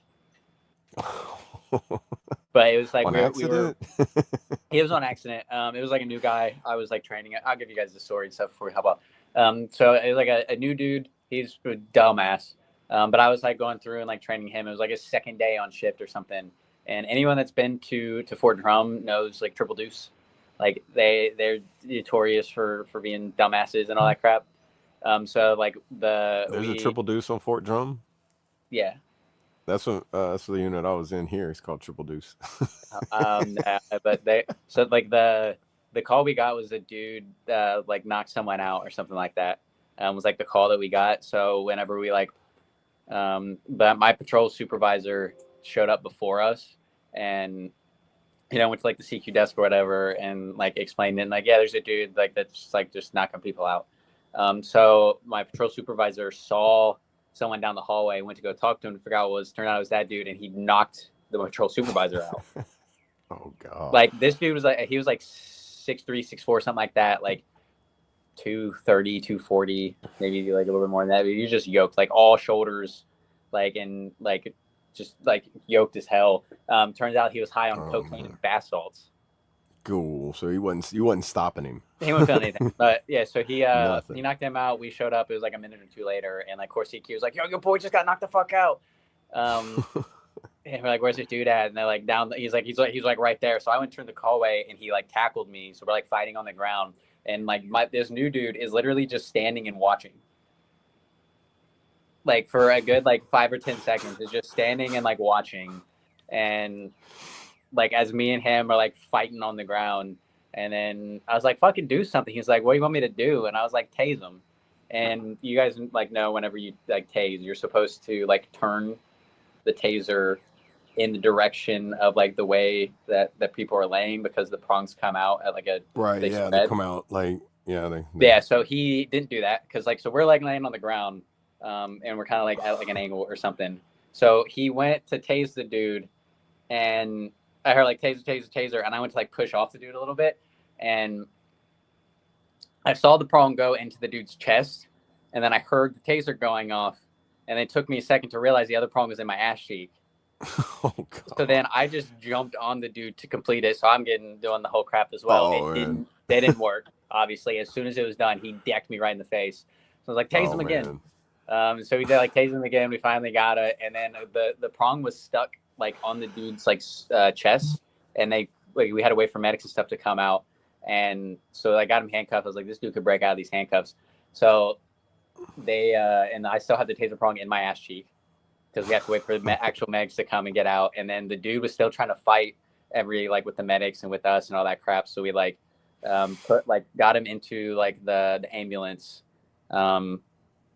And I had to like still have the taser prong in it. So like I took my taser prong out, put the dude like my partners in, and sat in the back. And I was like, told the medics and everything. I was like, if this dude does anything, just scream. I'm gonna do the taser and just jump on top of him. It's like he could easily like break out of these restraints. He didn't end up in all that crap, but like yeah, that my patrol partner literally had to go for like 2 or 3 weeks and give a like class of how to properly utilize a trainer or utilize a taser. He had to go through certification for it, like a whole bunch of crap.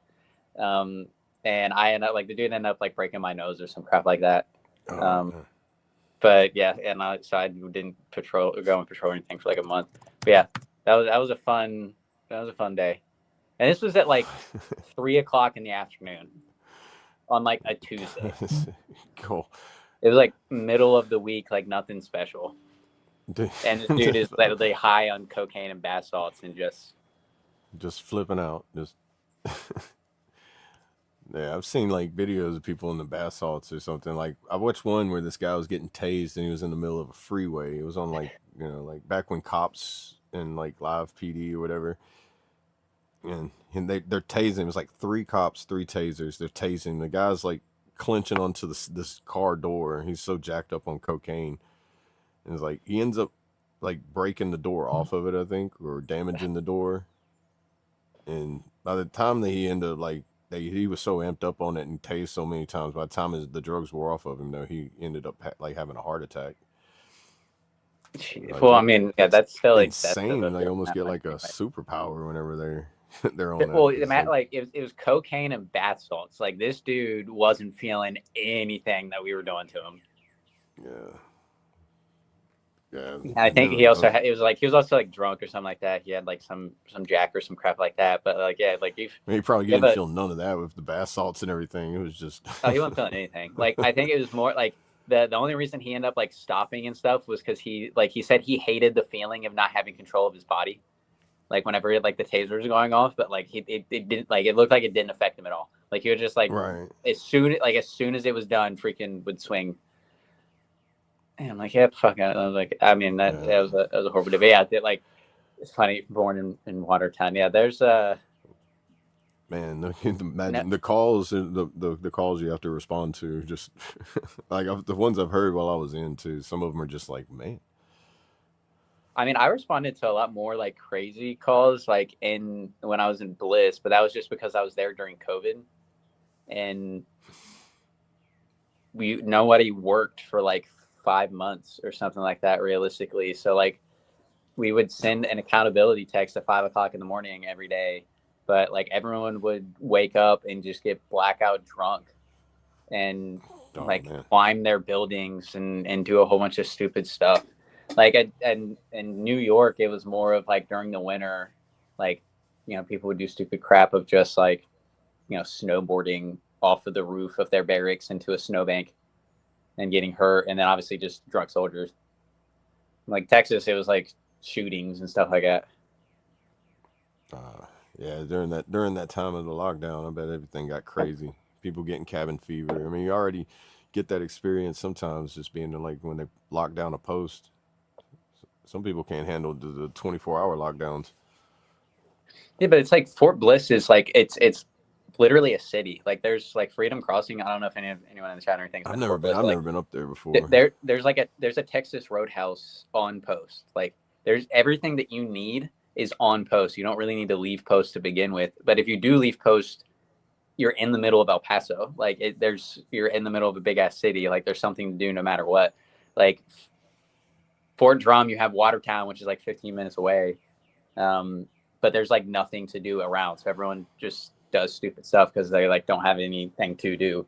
Like, yeah, if you've ever been to like there's a whole little like outlet mall on Fort Bliss called like Freedom Crossing. It's like movie theater, Buffalo Wild Wings. At the time there was World of Beers, but I know they were shutting that down when I was leaving. But there was like 2 bars on post, like Texas Roadhouse, a movie theater, Buffalo Wild Wings, Chipotle, like everything was on post. Oh wow, yeah. See, I've never been that far north. Actually, Kentucky's the highest north I've ever been. Well, I was talking about like that's in Fort Bliss. I've never been to like a military post that's actually had all that on there. Normally, it's just like Fort Bliss, the only Texas. thing that's had anything remotely like that would be like Fort Jackson, where they, you know, like having a movie theater or like a bowling alley or something like that. That was the closest I've seen anything like that. Well, I went from like Fort Drum, like you have a Burger King. That's it. Like there's nothing on post. Yeah, I remember like Burger King on Fort Jackson. Like the movie theater, you go to the mall in Watertown, but like in Texas, like everything was on post. Like you didn't really have to leave post that much. Like I know they were in talks. I don't think they ended up doing it, like building like a Cane's or a Chick-fil-A on post.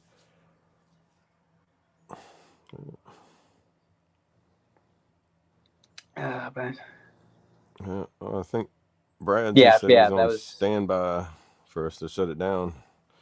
Yeah, bath salts is the one that like people go absolutely batshit crazy on.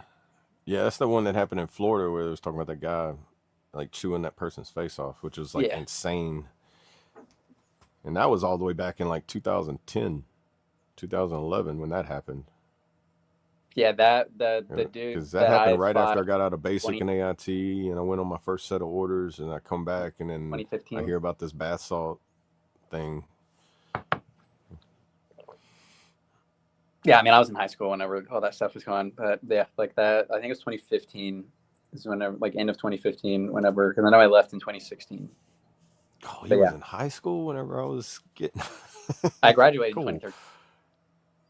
Oh man, you youngin. Like, well, I graduated 2013, and then deployed in 2014.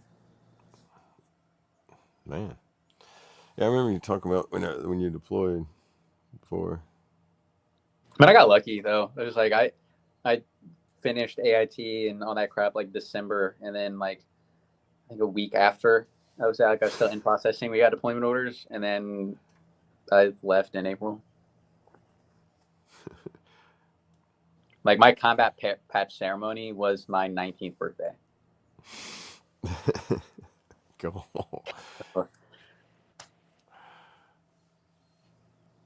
Yeah, no, I'll be 31 this year. Whew, man. Yeah. Trace, Well, you're like what? I, Like 75, 76, somewhere around that time frame? He's turning my age, 34. He wishes. That's my age backwards.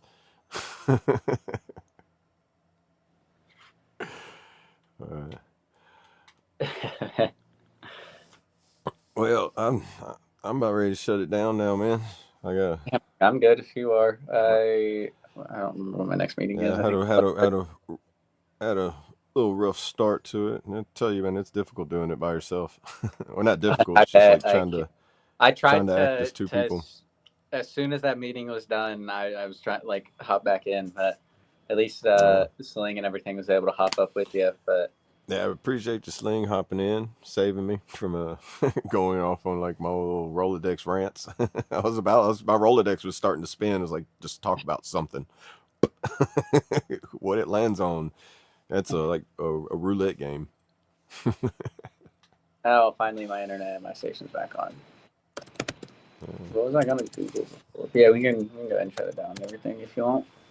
All right, you want to handle the prayer? I can. Give me a second.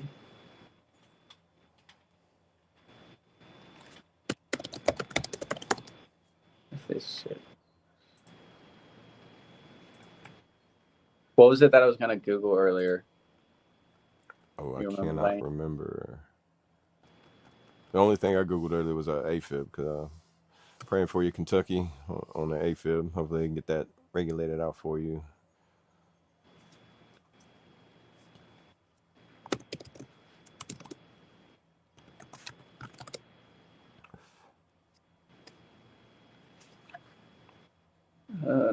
Yeah, you can go ahead and do your little ending stuff. I responded to email real quick.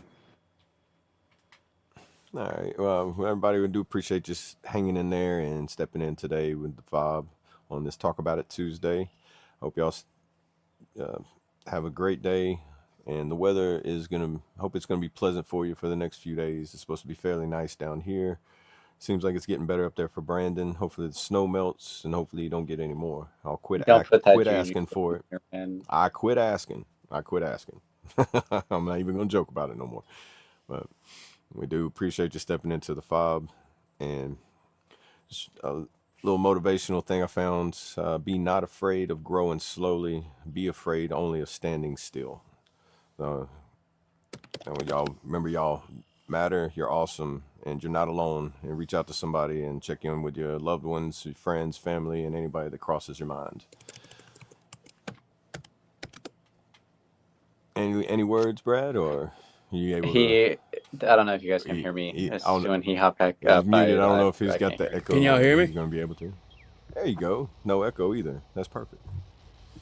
Can y'all hear me? I can hear you, but I can't hear. Still, he can't hear me. But I've said my outro. How about now?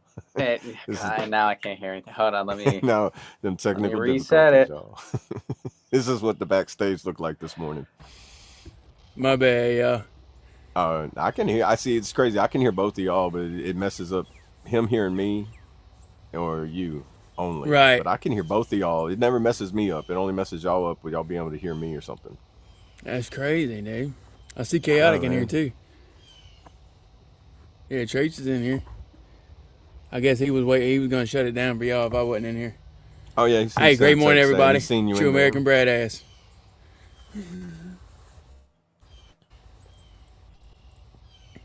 Yeah, whenever, dude. Don't let me slow you down. Oh yeah, Brandon was gonna handle the prayer. I said my little out already, and then you popped in. I Yeah, is he coming left him back? with. I think he was gonna try to, cause like he lost, he wasn't able to hear me anymore. Got you. Yeah, sorry about all the technical difficulties, guys. We doing the best we can, bearing with what we can. Yeah, working Um, remote on a remote server. yeah, you're working remote, but we still showing up. That's the big thing. Right. There he is. All right, there we go. There Can you you hear? go. Yeah, I see. I can hear y'all either way it goes. It's only you or him that either have a problem I hear with you. me. I don't. Okay, yep. But you can hear me now, Double A. Yeah, I can hear you. I could Okay, hear you I before can hear too. you You now. just I couldn't don't. hear me. Yeah, I couldn't. I don't know. It was the opposite thing last time. There we go. But yeah, because whenever we had the shit on I forget what day it was, but it was I couldn't. I could hear. We could both hear you, but we couldn't hear each other.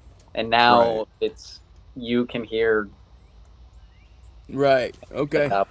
As Yeah, long it's as it's so working, weird how it dude. works. It's working Yeah. now, but I don't know. It might just be because like you're on your phone or something right now, and StreamYard's like only one person is allowed to be on their phone. Right. And Maybe. dude, if this proves we're not AI, because AI wouldn't do this. Exactly. Exactly, It's like dude.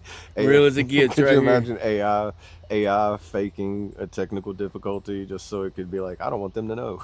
That would be Yeah, the right? You ultimate know what I Terminator mean? trick, you know? Yep. I'm getting ready to go for my ruck, boys. How There you far are you go. going There you today? go. Shit, right at 4 miles, probably. Heck yeah. Oh, you're doing it this early? Man. Get it in while I can, brother. Yeah. Since you want to say the ruck, here's another little motivational thing. If there's no struggle, there is no progress. Facts. Facts, y'all. Day 17, y'all. Day 17 of 28 today. Rocking, man. It's amazing. I think I still need to do a couple more miles to catch back up for the 3.5 I each got day. you. Like I think last time I looked, I'm at 63 out of 100, dude. So, There you go. I have to go and look. I think I'm probably around like the 50, like high 50s maybe, yeah. or take like maybe like mid to high 50s, but not anywhere close to what I want to be. That's understandable, dude. You still rocking. You still active duty and all that shit. Oh yeah, and it's also freaking this whole new first sergeant and Yeah, going to Pittsburgh and all that stuff. right. But I'll catch back up. I'm not gonna lie. Like yesterday, I didn't do anything. I stayed in my bed the entire day. Right. Like I was like, this is a rest day. Like the federal holiday. I'm taking the day off. I played NASCAR 26 like half the day. Like I just chilled and relaxed. There you go. Gave the body a break for a little bit, but Mile marker 23. I see you trades. Yeah. If Danielle is or Daniel is still in here, ask real quick, what's her MOS? I was mechanic, 91 Bravo, if y'all want to say. 68 Before we whiskey. leave. Combat medic. I don't even see that. I joined as an MP 31 Bravo, and then I reclassed to recruiter. It was at the time 79 Romeo. Now it's 42 Tango.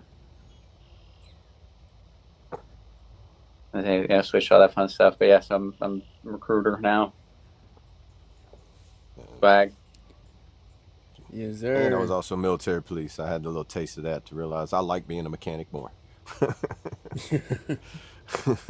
I like what I do now. Like I like doing the medical recruiting aspect of it. Aviation ordnance. That's one of our other hosts, y'all. Mr. Hoorah. Traits. Aviation. What's your little slogan thing that you say, Traits? If you, what was it? If you ain't whatever. IYAYAS. No, if you ain't ordinance. If you IYAOYAS. did or something If like you that. ain't ordinance, you ain't shit. Yeah. Yeah, I think I said it right for him. I was part of that. Yeah, 91 Yes, Bravo is sir. Hey, mechanic, will be a mechanic. That's part of the ordnance corps. So Right. I agree with you there. I don't know if y'all can see it or not. Is it Yeah. backwards? No, no, it's right. it's right on mine. Combat medic. There you Is that go. your basic? Is that your basic training And then, tattoo? yep, and then gone but not forgotten. There you go. You know what I mean? Oh, have I ever showed y'all this one? I've seen it. Is that like the ambigrams where you can flip it Yep. over and it's got like it says one thing? That's veteran. Okay, Okay. I see it. Combat. Combat. Okay. Yeah. Can you read it? Yeah, Yeah. actually, I know. Now that you said, yeah, I can tell now. Yeah, that's dope. Yeah. Yeah, combat veteran, bro. And like yeah, I like the way they do ambigrams like that, where it's like it's almost like hieroglyphics in a way. Like you Right. Out gotta of the pay woods and attention stuff. to it to see it. You know. Yep. And it portrays a message for sure. Like life over death. Sure. That's one of my favorite ambigrams. Yeah. Yeah. Appreciate that, out the woods. Yeah, I've already said my closing. If y'all want to throw one in before as we go out, because I'm about to have to make a bathroom break here in a little bit. Oh, shit, you Jesus cut and out faith. That's pretty cool. Is that you traits? cut on my audio for a second. What'd you say? I was saying, whenever y'all want to do y'all's outro, I'm gonna have to step out here in a minute, take a bathroom break. Oh, you're good. Let's shut her down, dude. Yeah.